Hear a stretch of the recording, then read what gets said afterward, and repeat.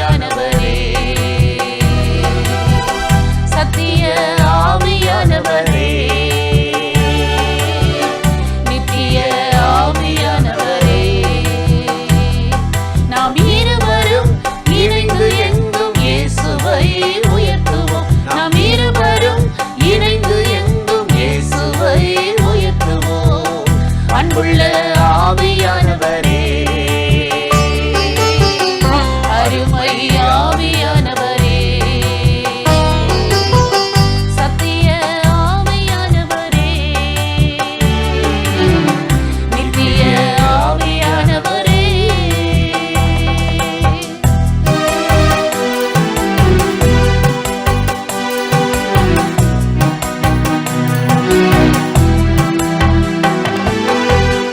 அரியணையில் என் தந்தை இருக்கிறார், வலப்பக்கத்தில் என் இரட்சகர் இருக்கிறார். அரியணையில் என் தந்தை இருக்கிறார், வலப்பக்கத்தில் என் இரட்சகர் இருக்கிறார். ஆனால் நீரோ தேவ ஆவியே என்னோடே கூட இருக்கிறீர். ஆனால் நீரோ தேவ ஆவியே என்னோடே கூட இருக்கிறீர். அன்புள்ள ஆவியானவரே, அருமை ஆவியானவரே, சத்திய ஆவியானவரே, நித்திய ஆவியானவரே,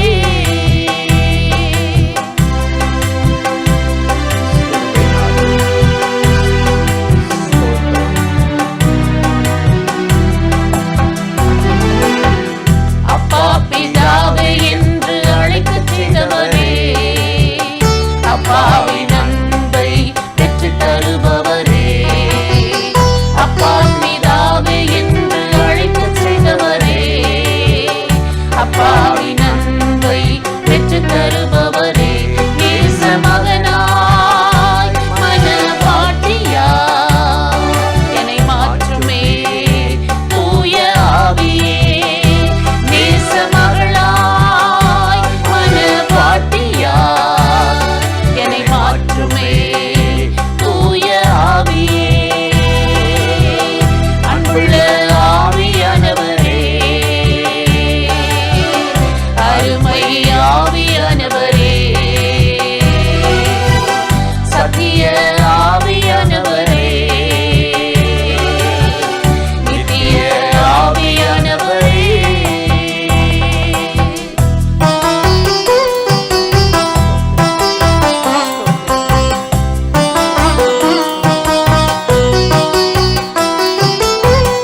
பலவீனத்தில் உதவி எனக்கு செய்பவரே, கிறிஸ்துவின் கிருபை பெற்றுத் தருபவரே, பலவீனத்தில் உதவி எனக்கு செய்பவரே, கிறிஸ்துவின் கிருபை பெற்றுத் தருபவரே, கனிகள் மரங்களால் என்னை நிரப்பியே பயன்படுத்துமே பலத்தின் ஆவியே. கனிகள் மரங்களால் என்னை நிரப்பியே பயன்படுத்துமே பலத்தின் ஆவியே. அன்புள்ள ஆவியானவரே, அருமை ஆவியானவரே, சத்திய ஆவியானவரே, நித்திய ஆவியானவரே, நாம் இருவரும் இணைந்து எங்கும் இயேசுவை உயர்த்துவோம். நாம் இருவரும் இணைந்து எங்கும் இயேசுவை உயர்த்துவோம். நாம் இருவரும் இணைந்து எங்கும் இயேசுவை உயர்த்துவோம். நாம் இருவரும் இணைந்து எங்கும் இயேசுவை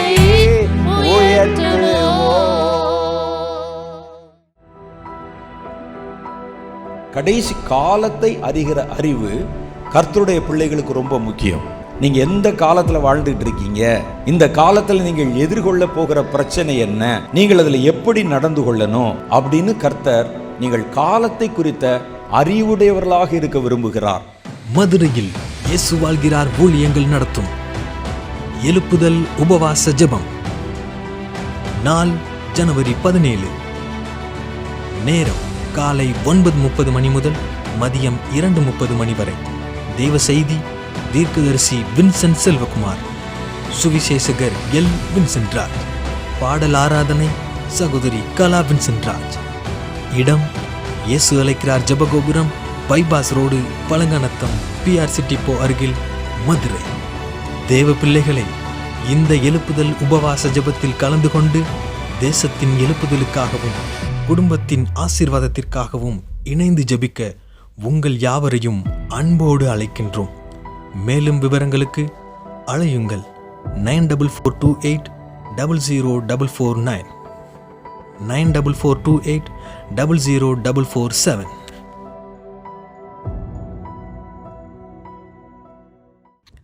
பிரியமானவர்களே, ஆண்டவராகிய இயேசுவின் நாமத்தினாலே இந்த காலை நேரத்தில் இயேசுவை தினம் பார்ப்போம் என்ற இந்த நிகழ்ச்சியின் மூலமாக உங்களை சந்திப்பதில் மிகுந்த மகிழ்ச்சி அடைகிறேன். கர்த்தர் நல்லவர்.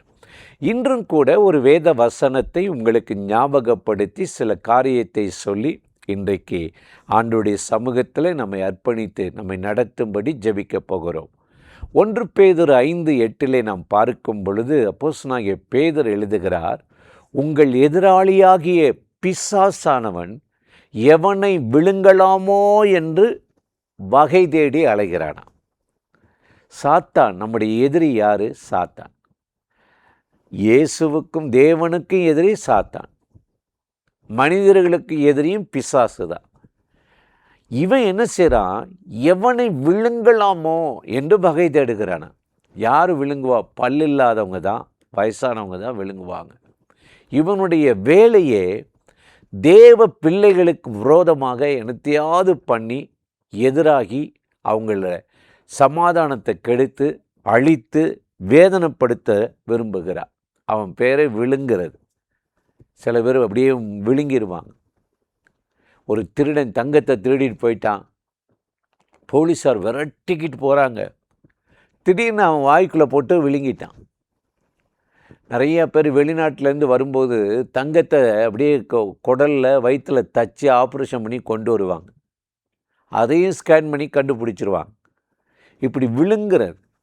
அதே போல தான் சாத்தான் இன்றைக்கு தேவ பிள்ளைகளை விழுங்க வகை தேடி சுற்றி தெரிகிறானா.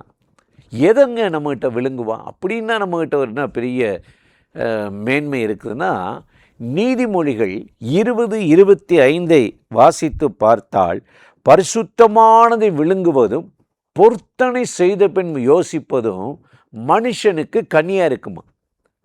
அப்போ சாத்தான் எதை விழுங்குவானா? பரிசுத்தமானதை. உங்கள் சிந்தையில் பரிசுத்தமாக இருக்கக்கூடாது, இருதயம் பரிசுத்தமாக இருக்கக்கூடாது. அருவருப்புகளை, அசுத்தங்களை உங்கள் சிந்தையிலையும் இருதயத்திலும் களைகளை விதைப்பது போல விதைச்சிருவான். அது அவனுடைய வேலை. சமாதானத்தை கெடுத்துருவான்.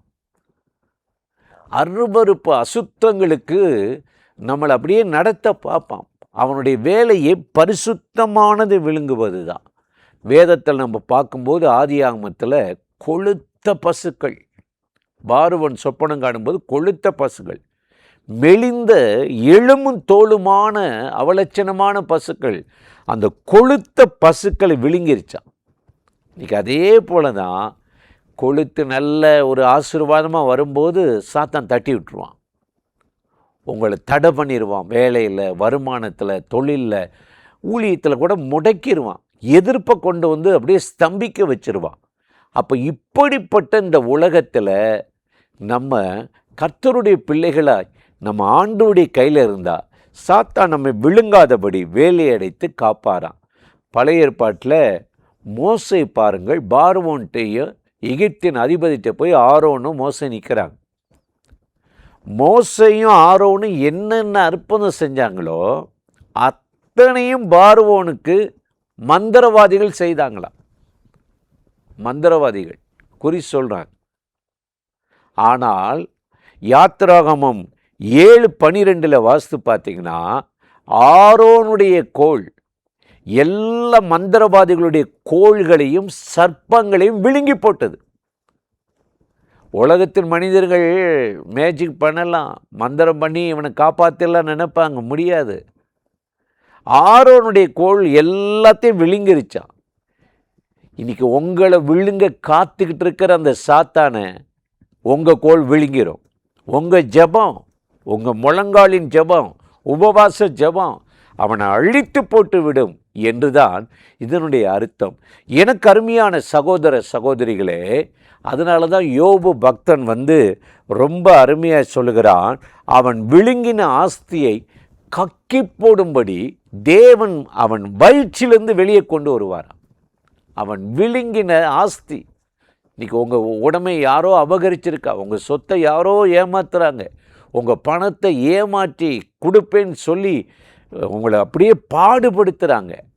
வசனம் சொல்லுது, யோனாவை கக்கும்படி ஆண்டவர் மீனுக்கு கட்டளையிட்டது போல இன்றைக்கு அவன் விழுங்கினதை கக்கும்படி ஆண்டவர் அவன் வயிற்றிலிருந்து வெளியே கொண்டு வருவாரா.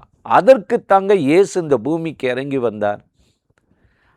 சாத்தான் அபகரித்த நம்மளை தடுக்கிற ஆசீர்வாதங்கள்லாம் நம்ம அனுபவிக்கணும் தான். ஏசாயா 25:8 பார்த்தீங்கன்னா, அவர் மரணத்தை ஜெயமாக விழுங்கினாராம். அவன் தலையை நசுக்கிட்டாராம். எந்தெந்த காரியத்தில் ஜனங்கள் முன்னேற முடியாமல் ஒடுங்கி போய் வேதனைப்பட்டு பலவீனப்பட்டார்களோ அந்த காரியத்தில் மனிதர்கள் தேவ பிள்ளைகளுக்கு, இயேசுவின் பிள்ளைகளுக்கு ஒரு ஜெயத்தை தர மரணத்தை ஜெயமாய் விழுங்கின தேவன் இந்த காலை வேளையில் சாத்தான் அபகரித்து விழுங்கி உங்களை தாமதப்படுத்தி தடை பண்ணுகிற ஒவ்வொரு காரியத்திலும் இன்றைக்கு ஜெயத்தை தந்து இந்த நாளில் அற்புதமாய் தேவன் உங்களை நடத்தப் போகிறார், ஆச்சரியமாய் நடத்தப் போகிறார். அதைத்தான் பவுல் எழுதுகிறார். 2 கொரிந்தியர் 5:4 வாசிக்கும் போது, மரணமானது ஜீவனால் விழுங்கப்படுமா. இன்னைக்கு மரணத்தை விழுங்கினவர் ஜீவாதிபதி இயேசு, உங்களுக்காக உயிரோடு எழுந்தவர். உங்களுக்கு வரவேண்டிய நன்மைகளை விழுங்கி தடை பண்ணுகிற சத்துருவின் கைகளிலிருந்து அதை பறித்து உங்களுக்கு கொடுத்து உங்கள் தலையை உயர்த்தி இந்த நாளில் அற்புதமாய் நடத்தப் போகிறார். அந்த தேவாதி தேவனை நோக்கி நாம் இப்பொழுது ஜெபிக்கப் போகிறோம். அன்பும் இரக்கமும் கிருபையின் நிறைந்த நல்ல ஆண்டவரே, இந்த ஆசீர்வதிக்கப்பட்ட காலை நேரத்துக்காக, உம்முடைய கிருபை இரக்கங்களுக்காக உமக்கு நன்றி. இப்பொழுதும் ஆண்டவரே, உம்முடைய பிள்ளைகளுக்கு வர வேண்டிய நன்மைகளை தடுத்து விழுங்கி வைத்திருக்கிற ஒவ்வொரு காரியங்களும் சாத்தானுடைய வாயிலிருந்து வெளியே வருவதாவான், கைகளிலிருந்து பறிக்கப்படுவதாக. மரணத்தை ஜெயமாய் விழுங்கின இயேசுவின் கரம் இன்றைக்கு இந்த நிகழ்ச்சியில் இணைந்திருக்கிற அத்தனை பேருக்கும் ஒரு காரியத்தில் ஒரு ஜெயத்தையும் அற்புதத்தையும் கொண்டு வரட்டும். ஆரோனுடைய கோல் மந்திரவாதிகளின் கோலை விழுங்கினது போல உம்முடைய பிள்ளைகளுக்கு இன்றைக்கு ஒரு ஜெயத்தை தாரும், தடைகளை நீக்கி போடும். இந்த நாள் அற்புதமாய் அவர்களை நடத்தும்படி இயேசுவின் நாமத்தில் ஜெபிக்கிறோம் நல்ல பிதாவே. ஆமேன், ஆமேன்.